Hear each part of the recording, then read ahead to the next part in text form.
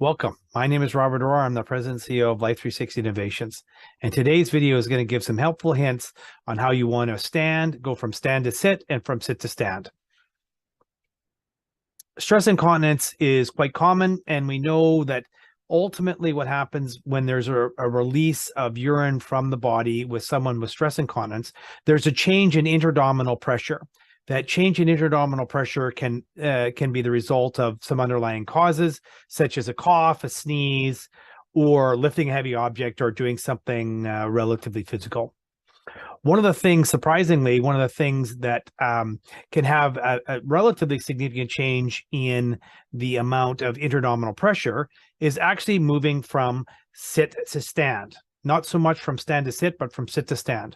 So today's video is going to focus on a very simple technique to help reduce the amount of intra-abdominal pressure, which might improve the level of leakage that happens when you do this very common activity.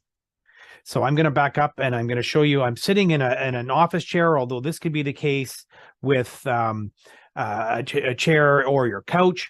And one of the things that you want to do, to the extent that you can find a chair that is somewhat upright and as opposed to really deep and sloping in, you'll find that those are harder chairs to get in and out of anyways.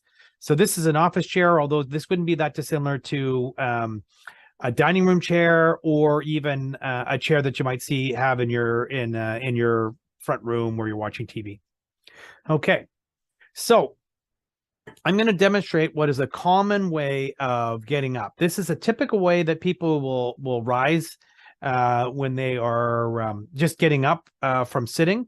They typically will stand straight up, and by standing straight up, their stomach muscles are having to engage and their glutes are engaging, and you may even use your arms to help push you up, and that's quite typical where you just come straight up like this.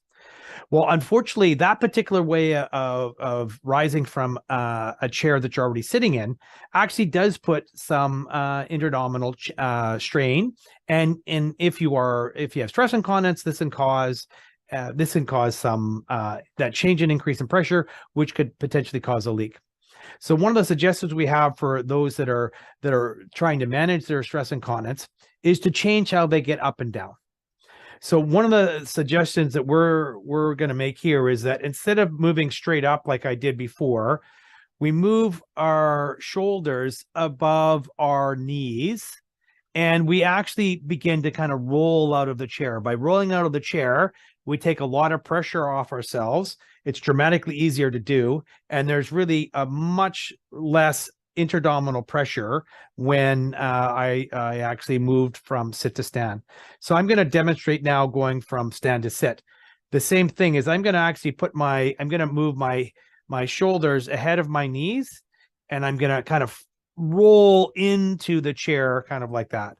That process of rolling in the chair, and again, really reduces the amount of intra-abdominal pressure as I'm doing that. So again, I'm now going to go from sit to stand, and I'm gonna roll forward. I'm gonna put my shoulders, my head ahead of my knees, and I'm gonna roll up, and then I'm gonna stand straight up after that, and then I'll go about moving around.